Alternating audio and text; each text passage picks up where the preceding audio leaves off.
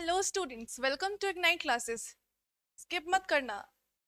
नहीं, स्किप नहीं करना है क्योंकि अब एग्जाम्स आ रहे हैं। अब तो कहीं से नहीं भाग पाओगे। अब तो पढ़ना ही पड़ेगा, है ना। इसलिए बिना स्किप किए इसको पढ़ लो, है ना। If you will study this one, है ना, if you will practise this paper, then you can attempt good paper. Okay, चलो हम लोग शुरू करते हैं। चलो आज हम लोग का क्या है ना कि हम लोग एनुअल एग्जामिनेशंस के मॉडल क्वेश्चंस पेपर करने वाले हैं। हम लोग का अपडेट हो गया, तुम लोग गूगल पे जाके साइट पे जाके तुम लोग चेक कर सकते हो। मॉडल क्वेश्चन पेपर ये आ गया है। आज मैं तुम लोग को एक्सप्लेन करने वाली हूँ और फिर इसके आंसर्स बताने वाली हूँ, ठीक है। एक बार इसको प्रैक्टिस कर लोगे ना तो फिर I think this is good enough for exam, ठीक है। इसको कर लेना, प्रीवियस ईयर जो मैंने करवाया है उसको कर लेना, और अगर कुछ अपडेट हो रहा है नेक्स्ट तो मैं वो भी करवा दूंगी, फिर तुम लोग अपडेट रहना उससे, ठीक है। चलो हम लोग बात कर रहे हैं क्लास 11th की। ऑब्वियस 11th की एग्जाम्स है आप लोगों के। तो ये इंग्लिश कोर की है एग्जाम, ठीक है। 1 hour time as always I told you, ठीक है। उस पिछले प्रीवियस ईयर में भी मैंने कहा था कि 1 ईयर टाइम है इसमें, 1 आवर टाइम है इसमें, ठीक है। फुल मार्क्स हमारा 40 है, क्वेश्चंस हमारे 40 ही है। फुल मार्क्स 40 है, क्वेश्चंस भी 40 है। चलो हम लोग जनरल इंस्ट्रक्शंस पढ़ते हैं। वैसे तो सबको पता होगा लेकिन फिर भी चलो एक ओवरव्यू लेते हैं। General instructions, total number of question is 40, जो कि मैंने अभी आप लोग को बता दिया है, ठीक है। अब क्या, ईच क्वेश्चन कैरीज 1 मार्क।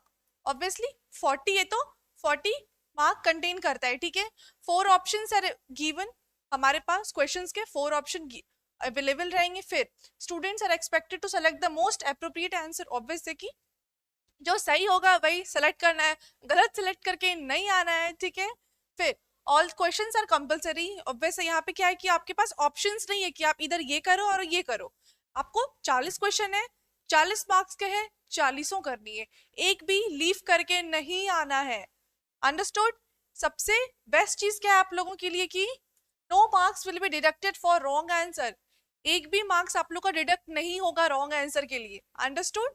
अगर थोड़ा भी लग रहा है कि डाउट मैम ये होगा कि ये होगा, कौन सा करे, तो जो ज्यादा अप्रोप्रिएट लग रहा है उसको टिक मार के आ जाना है। यही नहीं कि नहीं आ रहा है तो छोड़ देना है। हो सकता है कि तुम सही होगे, हो सकता है तुम गलत भी हो जाओगे, ठीक है। चलो लेट अस स्टार्ट, ठीक है। अब हम लोग कहाँ स्टार्ट करने वाले हैं। चलो फर्स्ट क्वेश्चन हम लोग का क्या होता है पता है ना। एज ऑलवेज फर्स्ट क्वेश्चन हम लोग का क्या होता है कि रीड द फॉलोइंग पैसेज। मैंने पिछले क्लास में बताया हुआ था कुछ कि पैसेज को कैसे ट्रिकी वे में सॉल्व करते हैं। अगर नहीं देखा है तो प्लेलिस्ट में जाओ, चेक करो, ठीक है, कि कैसे हम लोग ट्रिक वे से इसको पैसेज को इंस्टेंटली सॉल्व करते हैं। तो पहले क्या बताया था मैंने, पहले हम लोग क्वेश्चंस को पढ़ेंगे, पहले क्वेश्चंस को रीड करेंगे, इंस्टेंट हम लोग किस पे जाएंगे, पैसेज पे जाएंगे, पैसेज को रीड करेंगे, जो भी डिफिकल्ट वर्ड्स है उसको हम लोग अंडरलाइन करेंगे। अंडरस्टूड। चलो let us read the passage. Passage पहले क्वेश्चन पढ़ लेते हैं, ठीक है। रुको, हमारे पास क्वेश्चन क्या है। What is the primary role of the Amazon rain forest in regulating the earth's climate. which of the following is not mentioned as a threat to the Amazon rainforest? How much area does the Amazon rainforest cover? What is the consequences of the deforestation in the Amazon? ठीक है। Why is it important? चलो ठीक है, अब चलो हम लोग पढ़ लेते हैं इसको, क्वेश्चंस इतने ही है।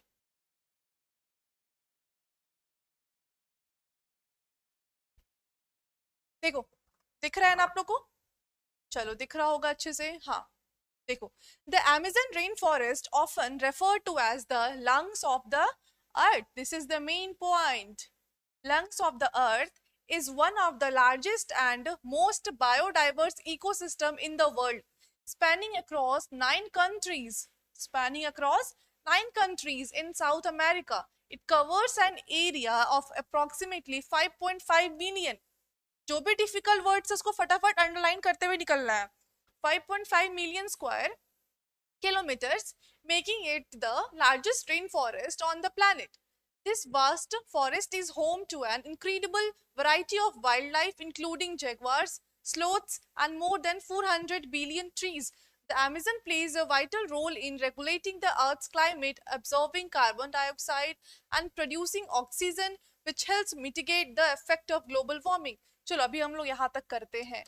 यहाँ तक समझ में आया क्या कि इसके बारे में क्या है कि मोस्टली हम लोग को किसके बारे में बताया जा रहा है कि अमेजन रेन फॉरेस्ट के बारे में बताया जा रहा है कि ये क्यों है, इससे हम लोग को क्या क्या बेनिफिटेड है, ये क्या क्या चीज हम लोग को बताता है, ठीक है।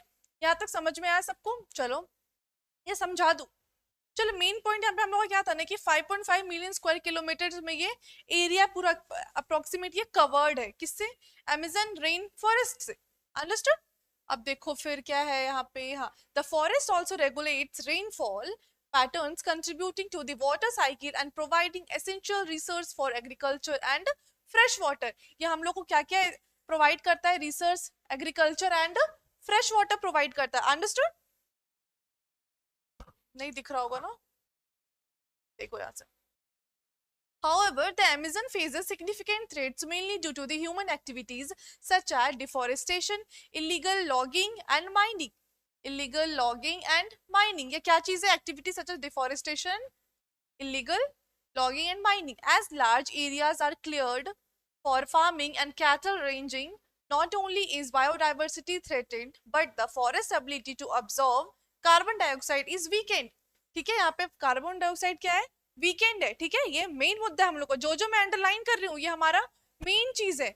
तुम लोग भी ऐसे ही करना है, पैसेज को पढ़ते रहना है। कुछ भी अगर मेन लग रहा है, फिर पहले क्वेश्चंस को रीड करना है। क्वेश्चंस में अगर लग रहा है कि हाँ क्वेश्चन में तो मैंने ये देखा था मैम, फट से इसको अंडरलाइन कर देना, क्योंकि आसान होगा उस टाइम ढूंढने में, है ना। फिर ये हो गया protecting this delicate ecosystem. If deforestation continues at the current rate, the Amazon could reach a point where it may no longer to be able to sustain its vital role in the global environment. Protecting the Amazon is not just about saving trees, it's about safeguarding the future of the planet. हम लोग को देखो यहाँ पे क्या main मुद्दा हम लोग का क्या किए है, पढ़ो क्या है। Protecting the Amazon is not just about saving trees, है ना। हम लोग को अमेजन रेन फॉरेस्ट को इसीलिए प्रोटेक्ट नहीं करना क्योंकि ट्रीज हम लोग का सेव होगा, इसीलिए करना है क्योंकि about safeguard the future of the planet. Planet का फ्यूचर के लिए हम लोग को ये सेव करना है, क्या? Amazon rain forest. आया समझ में?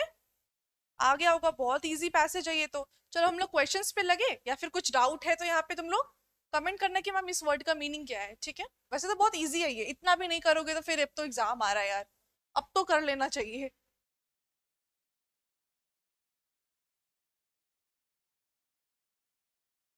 चलो, what is the primary role of the Amazon rain forest in regulating the earth's climate? यहाँ पे प्राइमरी रोल क्या है? अभी हम लोग पढ़े थे ना, प्राइमरी रोल क्या है? It helps maintain the global water cycle. It absorbs carbon dioxide and produces oxygen. It regulates rainfall patterns globally. It prevents the occurrence of wildfires. क्या लग रहा है देखा हुआ? याद है मैंने एक जगह कार्बन डाइऑक्साइड को अंडरलाइन किया था, याद आया? या फिर जाके एक बार चेक करो कि मैम सही में झूठ बोल रही है क्या मैम। देखो इसका आंसर क्या होगा? B. It absorbs carbon dioxide and produces oxygen. ये कार्बन डाइऑक्साइड को ऑब्जर्व करता है और ऑक्सीजन को प्रोड्यूस करता है। अंडरस्टूड?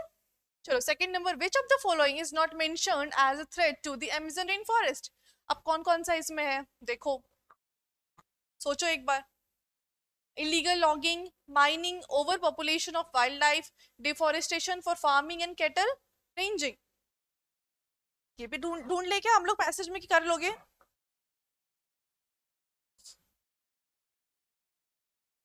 देखो हम लोगों ने भी बताया हुआ था ना कि which of the following is not mentioned as a threat to the Amazon rain forest, मतलब कि इसमें से कौन सा कुछ अफेक्ट नहीं करता है रेन फॉरेस्ट को। क्या अफेक्ट नहीं करता? Over population of wild life. Understood? Over population of wild life affect नहीं करता है। How much area does the Amazon rain forest cover?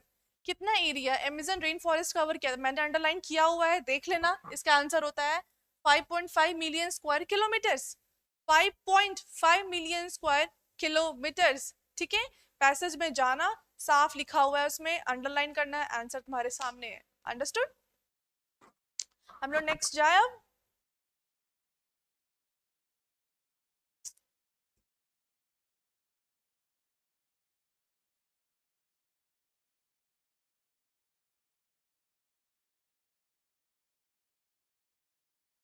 चलो एक क्वेश्चन ना यहाँ पे 4 नंबर, ठीक है ना, 4 नंबर देखो।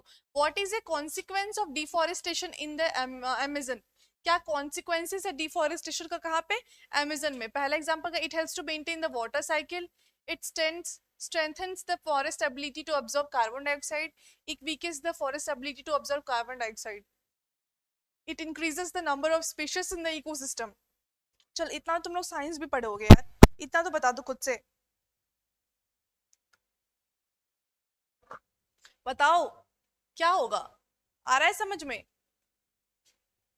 तो नहीं आ रहा है तो चले जाओ पैसेज में, इजी है, थोड़ी तुम लोगों को कोई साइंस का क्वेश्चन है यहाँ पे, इजी तो है, पैसेज में चले जाओ। यहाँ पे क्या हुआ, it weakens the it weakens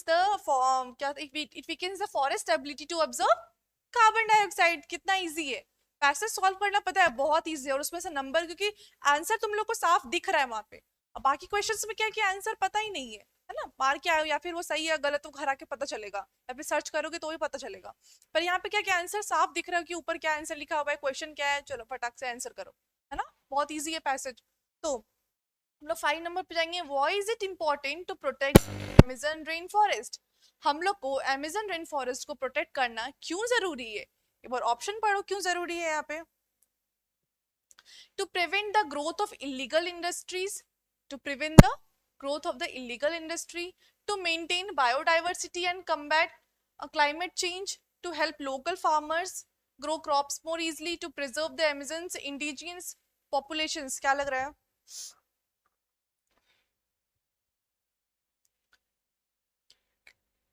common sense की बात है कि why is it important to protect the Amazon rain forest, क्यों हम लोग को इंपॉर्टेंट है प्रोटेक्ट करना है अमेजन रेन फॉरेस्ट का। पहला क्या, to prevent growth of illegal industries, बिल्कुल नहीं। To maintain biodiversity and combat climate change, यही है ना। अगर हम लोग नेचर की बात कर रहे हैं तो हम लोग का नेचर क्या नेचर से ही कंबाइन करेगा ना, या फिर ये इलीगल इंडस्ट्री से नहीं, क्योंकि नहीं करेगा ना, क्योंकि बायोडाइवर्सिटी है और फिर अमेजन रेन फॉरेस्ट दोनों नेचर से, है ना, एक दूसरे से रेसिप्रोकेट कर रहा है, तो क्या होगा ये आंसर इसका होगा ऑप्शन बी, ठीक है, 5 का ऑप्शन बी होगा आंसर। चल, it helps to make the notes, नहीं नहीं sorry, what is the primary advantage of using abbreviation in note making. अब हमारा क्या आया, नोट मेकिंग। नोट मेकिंग मतलब क्या होता है ना, पैसेज में नोट मेकिंग आता है और ऐसे भी आता है। नोट मेकिंग मतलब कि कुछ वर्ड्स में एज ए समरी तुम लोग को उसको एक्सप्लेन करना है ना, अकॉर्डिंग टू दैट पैसेज, या फिर पैसेज में भी आता है और फिर ऐसे भी नोट मेकिंग करने के लिए आता है। उसके हिसाब से क्या करना होगा कि वर्ड्स को सब्सटीट्यूट करना होगा, उसके हिसाब से according to that will summarise the full paragraph. हो सकता है कि वो उसमें बोला जाएगा ओनली टू 50 वर्ड्स में, हो सकता है वो पैसेज 100 वो है एक पेज का है और तुम लोग को 50 वर्ड्स में करना है, तो कैसे करोगे, बिना पैसेज पढ़े। पहले पैसेज पढ़ना होगा तभी ना लिख पाओगे जी, है ना। लेकिन फिलहाल अभी 11th के एग्जाम में क्या है ना कि अभी एमसीक्यू है, लेकिन नोट कैसे लिखते हैं ये तो पता होना चाहिए, है ना, नोट लिखने के लिए ये तो पता होना चाहिए। तो हम लोग नोट लिखने के लिए अभी तो नहीं सीखेंगे क्योंकि टाइम वेस्ट हो जाएगा, फटाफट अभी एग्जाम देना है, तो हम लोग इसका आंसर को फटाफट करते हैं, ठीक है। What is the primary advantage of using abbreviations in note making. Abbreviations मतलब क्या होता है, कुछ कुछ हम लोग लिखते हैं ना, जो कि फ्रेज हुआ या फिर कुछ कुछ लॉन्ग वोकैबुलरी, उसको हम लोग सिंगल वर्ड में समझ रहे हो ना, जैसे कि अनेकार्थिक शब्द सुने हो ना हिंदी में, वैसे ही कि कुछ फ्रेज है हम लोग का, ठीक है, एक इडियम से या फिर फ्रेज है, उसको हम लोग इतना लंबा ना करके एक वर्ड में या फिर 2 वर्ड में करके उसका मतलब बता सकते हैं यहाँ पे, उसी को हम लोग क्या कहते हैं, एब्रिविएशंस कहते हैं। नहीं आ रहा है समझ में तो सुनो अभी क्या बोल रही है मैं, वरना बाद में नहीं कि मैम एब्रिविएशन का मतलब तो बताया ही नहीं। तो बहुत ईजी है सब चीज, तो उसको बताने का जरूरत नहीं है, लेकिन फिर भी तुम लोग के लिए चलो बता देते हैं, ठीक है। हाँ, इसका आंसर क्या होगा, it helps to make the notes longer. अगर हम लोग एब्रिविएशंस को शॉर्ट करते हैं तो वो लॉन्ग तो नोट नहीं हो जाएगा, तो ये तो सबसे पहले गलत हो जाएगा ना। It reduces the time taken to write the notes, चलिए सही है। अगर हम लोग इतने बड़े बड़े फ्रेजेस को, कुछ मुहावरा है या फिर कुछ ईडियम्स है हमारे लिए, अगर उतने बड़े फ्रेजेस को अगर हम लोग इतो छोटू सा में 2 वर्ड में 3 वर्ड में अगर कंप्लीट कर देते हैं, तो हमारे क्या होगा, ये नोट का टाइम कम हो जाएगा ना, नोट मेकिंग में टाइम कम लगेगा और कम मतलब वर्ड्स भी लेगा। आया ना समझ में कि कहना क्या चाह रहे हैं, ठीक है। अब क्या है, चलो 7 नंबर में देख लेते हैं अब।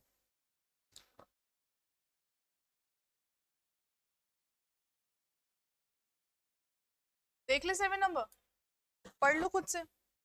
When writing a summary, which of the following should be avoided।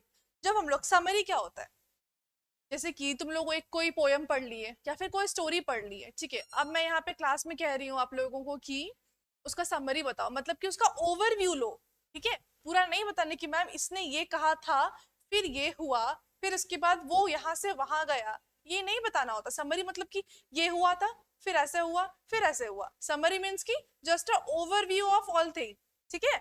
Summary means की just a overview of all thing. क्योंकि देखो मैं तो अभी तुम लोग को जैसे कि मैं इसके आगे क्वेश्चन होने वाला है प्रोज और पोइट्री का, मैं तो समरी बताऊंगी ना अभी कि हाँ पोएम का मतलब क्या था, या फिर स्टोरी का मतलब क्या था। क्योंकि अगर मैं अभी फुल स्टोरी बताना चाहूंगी तो पॉसिबल है नहीं, है पॉसिबल, क्योंकि हम लोग क्वेश्चन पेपर सॉल्व कर रहे हैं, ठीक है। उसी को क्या कहते हैं, समरी। तो जब हम लोग समरी को करते हैं यहाँ पे, तो which you using your own words, paraphrasing the original content, including unnecessary details, writing consciously। Answer होगा इंक्लूडिंग अननेसेसरी डिटेल्स। क्योंकि अगर हम लोग समरी मतलब कि जो जो इंपॉर्टेंट है फटाफट इसको लिख लेना है, उसको एक्सप्लेन उसी में कर देना है ना।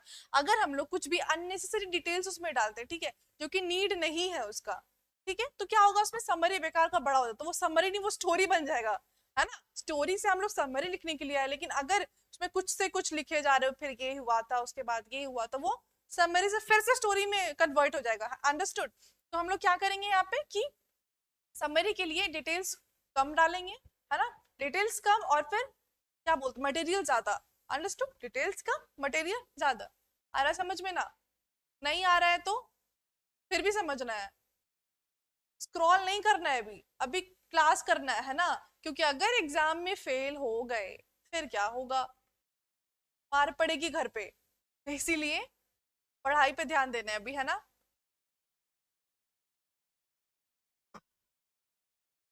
अब हम लोग पोएम पे आते हैं, द लैबरनम। चलो पोएम पढ़े हो ना, नहीं पढ़े हो तो वो भी ठीक है, पढ़ तो लिए होगी।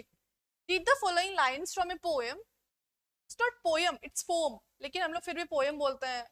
आप लोग बोलो कि मैम पोम पोम क्या बोल रही है, तो इट्स पोएम, ठीक है। Poem carefully and answer questions number 8 to 10, 8 से लेकर 10 नंबर तक।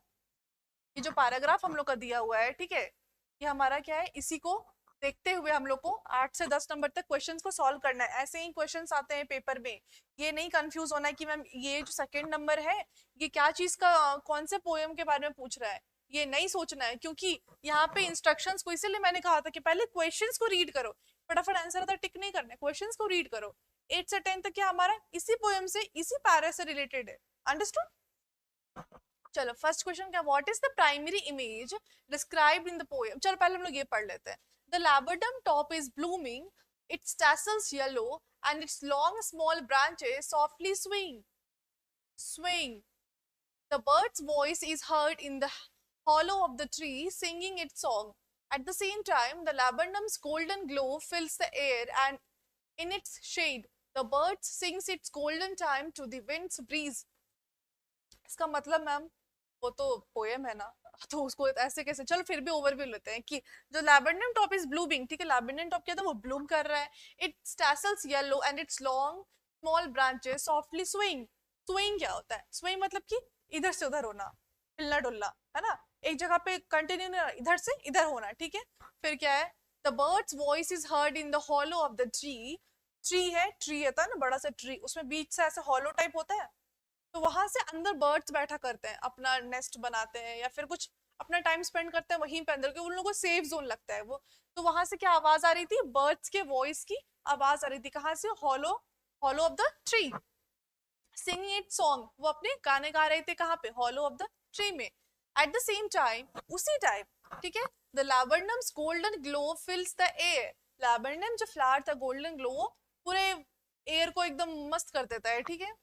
fills the air and its shade, और वो शेड को एज अ शेड वो काम करता है, ठीक है। The bird sings its golden tune to the winds breeze, और बर्ड से उसी अनुसार चलते हैं, जैसे जैसे हवाएं आती है वैसे वैसे उनका टोन बढ़ता है, मतलब according to rhythm they both react each other. Understood. अब हम लोग इसका आंसर करते हैं, क्वेश्चन करते हैं। What is the primary image described in the poem the laburnum top. इसका प्राइमरी इमेज मतलब कि क्या डिस्क्राइब किया गया है यहाँ पे क्वेश्चन में। चलो, the golden oriole flying above the tree, नहीं। The laburnum tree blooming with yellow flowers, the wind blowing through the branches, यही पे है ना, ये आंसर हुआ ना। The laburnum tree blooming with yellow flowers, यहाँ पे देखो, आया समझ में। चलो इजी है ना बहुत। What effect does the bird have on the laburnum tree in the poem.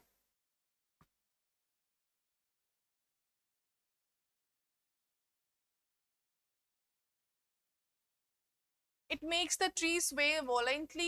It adds life to the stillness of the tree. It disturbs the calm of the garden. It brings rain to the tree. It adds life to the stillness of the tree. ये add करता है life को कि एक मतलब निर्जीव को जीव बनाता है, right? 10 नंबर में चले देखो, what word in the poem suggests the soft movement of the tree? Soft movement, अभी मैंने बताया था स्वेइंग का मतलब क्या होता है कि इधर एक जगह पे स्थिर नहीं रहना, इधर इधर इधर जैसे हवा चल रहा है वो उधर जाएगा, अगर इधर से हवा चल रहा है वो उधर जाएगा। समझ में आया? इसका आंसर क्या होगा? स्वेइंग। स्वेइंग आया समझ में? नेक्स्ट चले हम लोग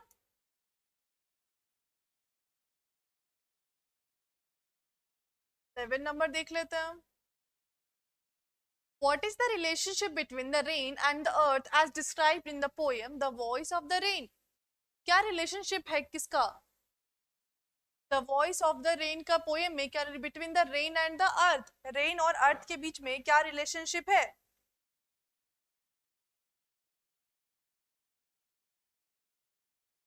the rain punishes the earth, ये तो सबसे बकवास लाइन हुआ है ना, सबसे बकवास लाइन हुआ कि नहीं? क्योंकि देखो रेन पनिशेस द अर्थ ये तो गलत है, rain provides life to the earth, the rain ignores the earth, ये ये तीनों नेगेटिव लग रहे हैं, तो सही कौन सा होगा? B, the rain provides life to the earth. It's very easy, questions easy ही आते हैं, बस थोड़ा सा you have to think very, है ना, वेरी मतलब क्या बोल सकते हैं इसको, you have to be very confident. ठीक है, how does the poet feel about the loss of childhood? अब दूसरा क्वेश्चन है यहाँ पे कि पोएट कैसा फील करता है जब उसके उसको चाइल्डहुड जब उसके उससे खो जाता है, तो कैसा फील करता है वो? यहाँ पे देखो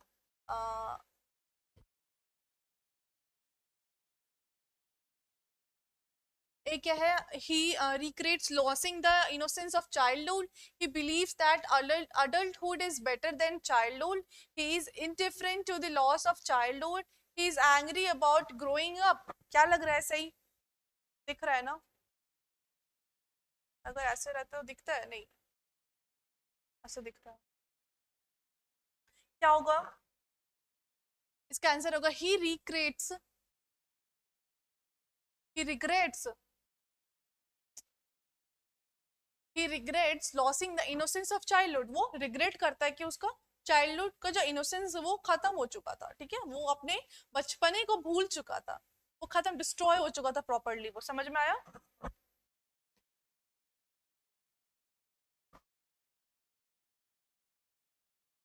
चलो 13 नंबर,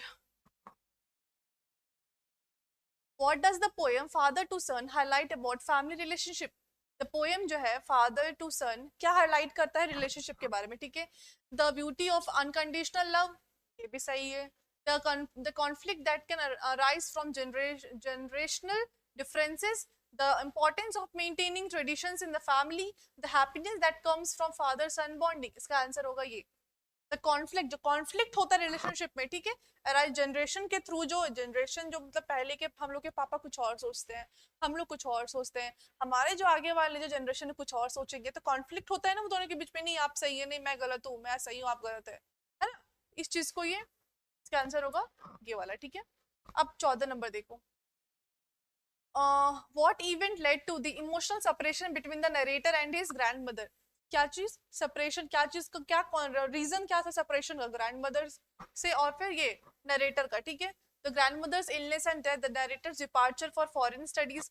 पोएम पढ़े हो ना, तो इसका आंसर ये होगा, क्लियर है यहाँ पे, the narrator's departure for foreign studies. ठीक है, who are the main characters in the story we are not afraid to die if we can all be together?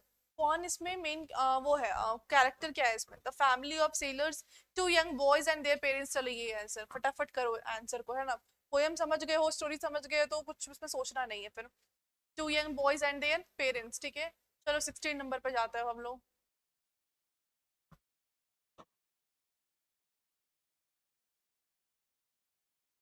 समझने वाली क्या बात है पता है? ग्रामर पोर्शन, ये तो आंसर पता है, आप लोग पढ़े हुए हो, आंसर फट से क्लियर हो जाएगा। समझना कहाँ है? ग्रामर पोर्शन वो आने वाला है आगे। इस बार क्या होना कि प्रीवियस ईयर जो हम लोग सॉल्व किए थे, क्या था ना उसमें ग्रामर पहले था, याद आया? याद नहीं है तो मैं देखो वीडियो समझ में आ, या फिर साइट में जाकर चेक करो। ठीक है, ग्रामर पहले था, उसके बाद हम लोग का प्रोज पोइट्री आ रहा था, पहले unseen passage, grammar, prose poetry. लेकिन मॉडल पेपर में क्या देखने को मिल रहा है ना कि पहले अनसीन पैसेज है, फिर प्रोज, फिर पोइट्री, ऐसा टाइप में आ रहा है, फिर ग्रामर पोर्शन लास्ट में। देखो क्या होता है, क्वेश्चंस कैसा आता है, model according to model paper आता है कि according to previous year questions आता है, ठीक है। How old was king how old was king Tutankhamun when he became pharaoh, ठीक है। 10 years old, 14 years old, 9 years old, answer will be 9 years old. What is the central theme of the Ailing planet? The green movement role, the history of global warming, the importance of biodiversity, या फिर the environmental degradation. इसका answer C number होगा। तो चल देख लो, क्या ma'am तो बस पढ़ पढ़ के आंसर टिक कर रही है, पर आंसर देख लो। The environmental degradations and the role of the green movement in saving the planet, सही है। अब 18 number, from where was professor Gaitonde travelling to. Professor कहाँ से कहाँ तक ट्रैवल कर रहे थे। यहाँ पे नंबरिंग नहीं दिया हुआ है आप लोग के लिए, तो मैं कर दूं क्या, या फिर समझ जाओगे।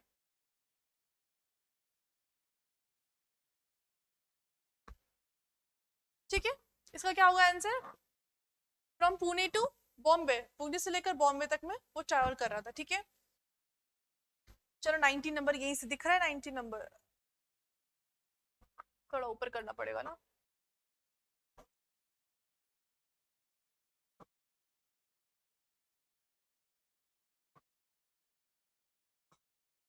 व्हाट इज मेंट बाय कोरा, कोरा का मतलब क्या होता है। इसका आंसर होगा सरकम्बुलेशन, ठीक है। कोरा का मतलब होता है सरकम्बुलेशन, ठीक है। What mystery surrounding king Tut's death is still discussed in discovering the saga continues. Story पढ़े हो ना, अब बताओ। His sudden death at a young age, whether he was poisoned by his enemies, अचानक उसका यंग एज में उसका death हो जाना, या फिर उसके एनिमीज के द्वारा उसको पॉइजन देके मार देना, या फिर the possible involvement of the advisers of the family members in his death, the exact cause death which remains unclear despite investigation. क्या लग रहा है, सी और डी में कुछ लग रहा है क्या, सी और डी में कुछ क्लियर था, वहां पे कुछ क्लियर नहीं था ना स्टोरी में, तो उसका आंसर क्या हो जाएगा, D, the exact cause of his death which remains unclear despite investigation.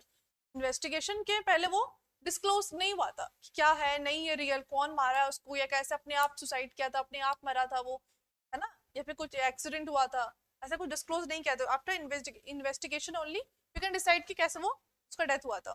Who are the main characters in the summer of the beautiful white horse. एक चीज तुम लोग को लग रहा है क्या क्वेश्चन सॉल्व करते करते, कि अगर तुम लोग पोएम थोड़ा भी पढ़ लेते हो, प्रोज थोड़ा भी पढ़ लेते हो, उसका मेन कैरेक्टर तुम लोग अगर याद रखते हो, तो बार बार वही क्वेश्चन रिपीट हो रहा है ना, इसका मेन कैरेक्टर कौन था, उसका मेन कैरेक्टर कौन था, रिपीट हो रहा है ना, तो इससे क्या होगा, तुम लोग को ईजी हो जाएगा। एक बार जरूर पढ़ लेना उसको, ठीक है। समरी अगर नहीं होगा तो समरी जरूर पढ़ लेना, टाइम अगर नहीं है तो। टाइम वैसे क्यों नहीं है, अभी तो बहुत टाइम है यार, तुम लोग आराम से सब सब कुछ कवर कर सकते हो। अगर पहले से नहीं पढ़े होगे तो अभी लास्ट मोमेंट पे फिर मैसी करोगे, है ना। The summer of the beautiful white horse के मेन कैरेक्टर कौन था, John and deck, iron man and villain और माइकल, बताओ कौन था। अब ये भी नहीं पढ़ोगे तो फिर क्या बताऊं मैं। कितने क्वेश्चन हम लोग के बचे हैं ना, 21 हो गया है ना, 40 क्वेश्चन आते हैं, देखो कितना टाइम लग गया अभी तक सॉल्व करने में, वैसे ही टाइम लग जाएगा। अगर तुम लोग पढ़े हुए नहीं रहोगे, तभी तो मैं एक्सप्लेन करे तो टाइम लग गया, लेकिन इंस्टेंट 1 आवर में तुम लोग को कंप्लीट करना है, राइट। इसका आंसर क्या होगा, who are the main characters in the summer of the beautiful white horse, John and Jack, Aram and Mourad, Bill and Sam, Michael and David. क्या होगा, इसका आंसर होगा अराम एंड मुराद, ठीक है, अराम एंड मुराद आंसर है।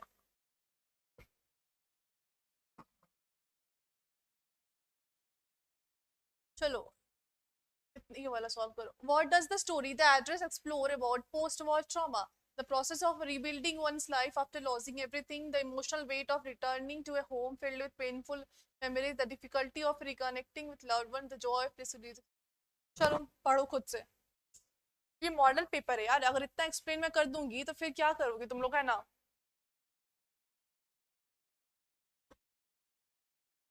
इसका आंसर देख लो, यही है ना, पक्का यही लग रहा था ना, या फिर ये लग रहा था, नहीं आंसर क्या होगा, बी होगा, the emotional weight of returning to a home filled with painful memories, ठीक है।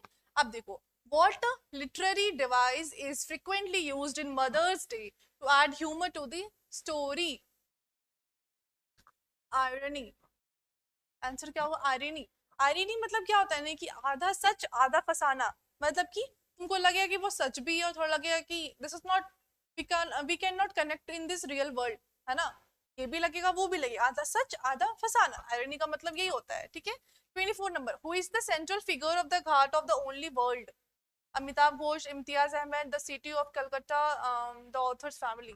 इम्तियाज अहमद. आंसर क्या होगा? इम्तियाज अहमद. ठीक है. चलो 25 नंबर में चलो जल्दी से, बहुत टाइम हो रहा है. इतना फास्ट, इतना स्लो स्लो नहीं करते हैं हम लोग, है ना. देखो, what moral dilemma does doctor Andrew face in birth? whether to tell the mother the truth about the baby's condition, whether to intervene with modern, चलो इसका आंसर फटाफट करो. ये होगा whether to intervene with modern medical procedures or let nature take its course. ठीक है, दिख रहा है. अब हम लोग का 26 number. How does the poem the tale of the melon city reflect on the nature of justice? ये देखो पोएम क्या है. The tale of the melon city. पढ़े हो? पढ़ना. ठीक है. It suggest that justice is always fair and unbiased. It portrays justice as being heavily logic. ठीक है. It highlights how justice can be arbitrary. ठीक है. It portrays justice as being completely under. इसका बता दो क्या होगा. मेलॉन सिटी वाला पढ़े हो? नहीं मैम, हम लोग तो नहीं पढ़े हैं. हम लोग को दिख रहा है ना, इधर आ जाए. तो इसका आंसर टिक कर देते हैं. फिर देखो, it highlights how justice can be arbitrary and influenced by the tribal factors. ठीक है. 27 number. In note making what does key points refer to? Note making में, चलो अब ग्रामर क्वेश्चंस आ गया, अब मजा आएगा सॉल्व करने में. इतना बोरिंग बोरिंग लग रहा था ना ये. अब देखो, नोट मेकिंग है, हम लोग को क्या क्या की पॉइंट्स को अंडरस्टैंड और देखना पड़ता है. ठीक है. Personal opinion in the subject, main ideas and supporting details, direct quotes from the text, a summary of the whole chapter. Question क्या पहले ये समझो. In note making what does key points refer to? Note making में अगर हम लोग कोई की पॉइंट्स अगर लिखते हैं तो वो की पॉइंट हम लोग को क्या चीज को लेकर रेफर करता है. ठीक है. हम लोग को क्या होगा आंसर इसमें? Main ideas and supporting details. की पॉइंट मतलब कि जो मेन आइडिया हम लोग की पॉइंट्स में लिखते हैं. ठीक है. समझ में आया? अब देखो 28 नंबर क्या है.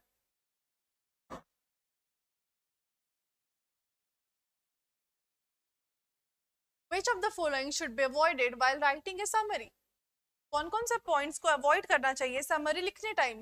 Using your own words, including unnecessary details, focusing on the main ideas. चलो ये अभी पहला क्वेश्चन आया था ना सेम ऐसे ही कि अननेसेसरी डिटेल्स को अवॉइड करना है, क्योंकि समरी फिर वो स्टोरी में चेंज हो जाएगा. अगर हम लोग को स्टोरी से समरी में कन्वर्ट करना है तो क्या होगा? ये अननेसेसरी डिटेल्स ही होगा. ठीक है. Which of these is an appropriate closing for a formal letter? Which of these is an appropriate closing for a formal letter? Formal letter में एक दो लेटर होता है, एक इनफॉर्मल फॉर्मल. फॉर्मल मतलब जो हम लोग ऑफिशियली लेटर लिखते हैं. ठीक है. इनफॉर्मल मतलब जो हम लोग रिलेटिव्स को लेटर लिखते हैं. ठीक है. क्या? Love your name, no best wishes, your faithfully. लिखते हैं ना कि अगर प्रिंसिपल को लिखना है तो योर्स ओबीडियंटली, योर्स फेथफुली, वैसे ही हुआ. ठीक है. Which of these should be the focus in a note making exercises? Note making में क्या चीज को लेकर हम लोग को ध्यान देना चाहिए? कि writing complete sentences, identifying the writing down essential information, paraphrasing the entire text, writing a conclusion. क्या होना चाहिए बताओ?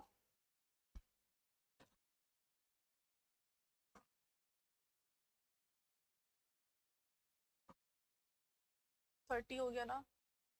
इसका आंसर हो ये identifying and writing down essential information. ठीक है. आइडेंटिफाई करो. अभी बताए नोट मेकिंग में क्या होता है कि एक पैराग्राफ दे दिया. ठीक है. उसको बोलेगा जाएगा तुम लोगों की 10 वर्ड्स में एक्सप्लेन करो. उस पैराग्राफ को नोट बनाओ. Make a note of 10 words explaining this paragraph. तो उसमें क्या करोगे तुम लोग? आइडेंटिफाई कुछ एसेंशियल इंफॉर्मेशन को उसमें ढूंढोगे कि हाँ ये इसमें बताना जरूरी है, ये बताना जरूरी है, फटाक से नोट डाउन कर लोगे, है ना. इजी है.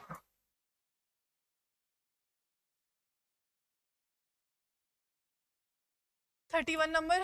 विच of the following is the correct way to organise notes?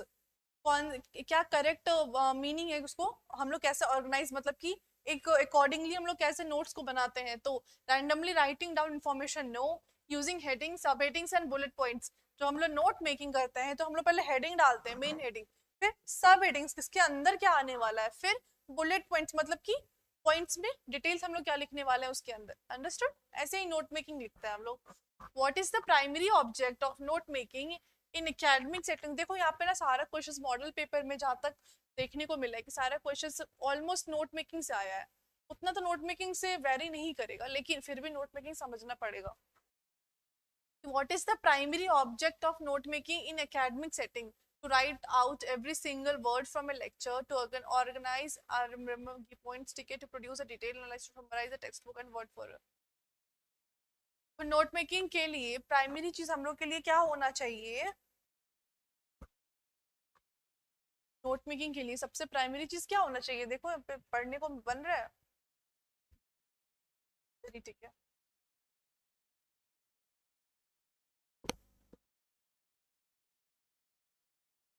To write about every single word from a lecture, नहीं उतना पॉसिबल नहीं है, तो आंसर क्या होगा?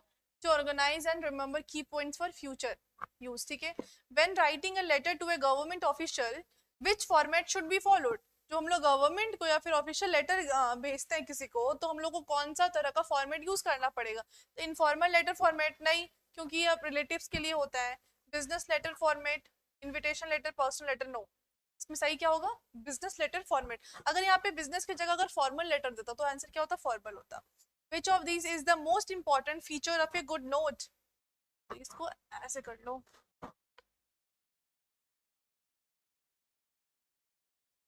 विच ऑफ दीज गुड नोट के लिए सबसे बेस्ट क्या है? नीटनेस, ये भी ठीक है। लेंथ, लेंथ नहीं, लेंथ इज नॉट मतलब मोस्ट इंपॉर्टेंट फीचर है ना। Clarity and brevity, colourful and decorative, नहीं। क्लैरिटी, जब तक क्लैरिटी नहीं है कि ये पढ़ के लग रहा है कि वही चीज से वैरी कर रहा है, वही स्टोरी है ये, जब तक उसमें क्लैरिटी नहीं आएगा, पता चले तुम आधा सेंटेंस लिख रहे हो, आधा स्टोरी गायब कर दिए फिर लिख रहे हो, ये तो कोई पॉसिबल नहीं है ना। नोट बनाना तो फिर गलत हो जाएगा। ये तो क्लैरिटी और ब्रीविटी जरूरी होती है नोट मेकिंग में। चलो 35 number. Which of the following sentence is a reported speech? She said I am busy. She says I am busy. She told me that she was busy. She says that she is busy. Which is?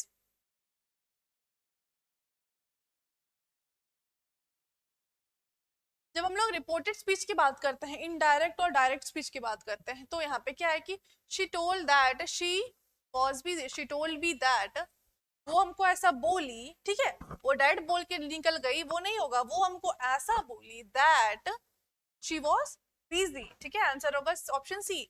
36 number हम लोग देखते हैं अब। Choose the correct indirect speech transformation. Direct speech का, I can't find my keys, he said, he said that he can't find his keys, he said that he could not find his keys, he said that he will not find his keys, he said that he couldn't find my keys। Answer क्या सही लग रहा है? जब हम लोग बात करते हैं किसकी, इनडायरेक्ट और डायरेक्ट स्पीच की, अभी यहाँ पे है ना कि दैट, अगर हम लोग किसी को इनडायरेक्टली बोलना होता है दैट वाला, तो क्या होगा इसमें कि दैट लगाते हैं हम लोग, दैट। तो यहाँ पे क्या है कि हाँ आई कांट, ये वाले लाइन को हम लोग को यहाँ पे रिपोर्टेड स्पीच में कन्वर्ट करना है।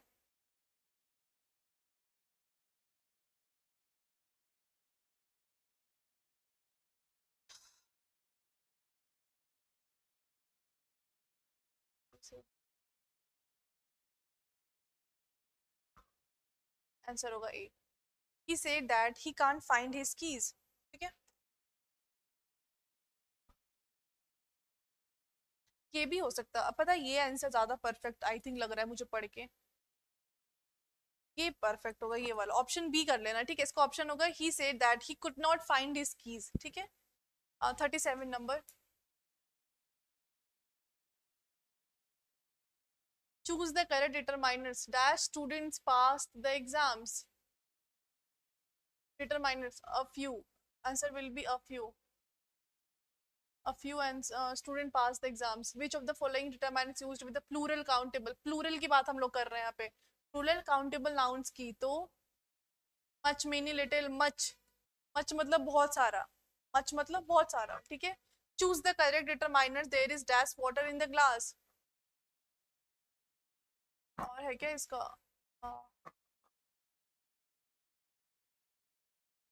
चलो इसका तो बता सकते हो, बहुत इजी है। हम लोग डिटरमाइनर्स को ढूंढना है कि कौन सा इसमें होगा परफेक्ट, ठीक है।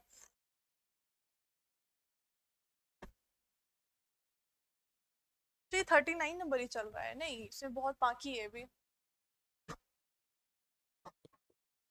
Choose the determiner, there is, answer होगा सम, ठीक है, आंसर विल सम। चलो 14 नंबर पे जाता, फटाक से आंसर करते हैं।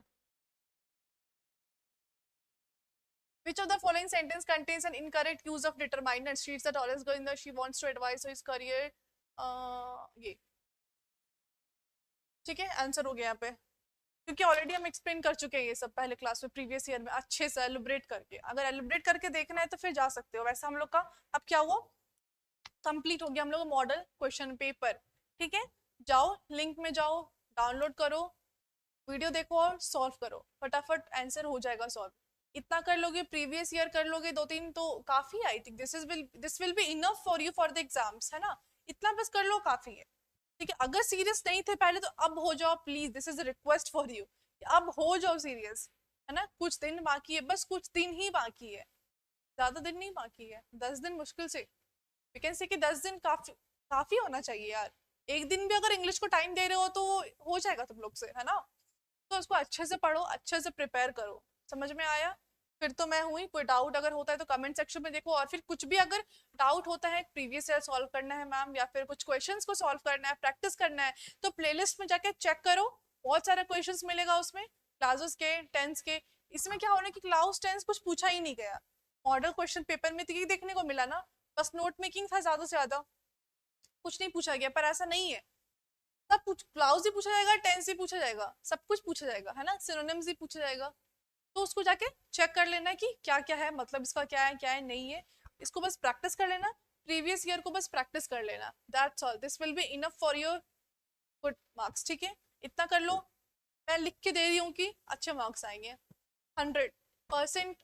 अब आई गारंटी यू 100% लिख के ले लो, ठीक है, अच्छे मार्क्स आने वाले। चलो मिलते हैं हम नेक्स्ट क्लास में, कुछ अपडेट अगर आता है तो मैं इन्फॉर्म करूंगी, या फिर कुछ अगर मॉडल पेपर फिर से आ रहा है तो मैं इन्फॉर्म करते जाऊंगी, ठीक है। तब तक के लिए अच्छे से पढ़ाई करते जाओ, है ना, अच्छे से पढ़ाई करो, एंड ऑल द बेस्ट, अच्छे से प्रिपेयर करो, ठीक है। Take care, bye.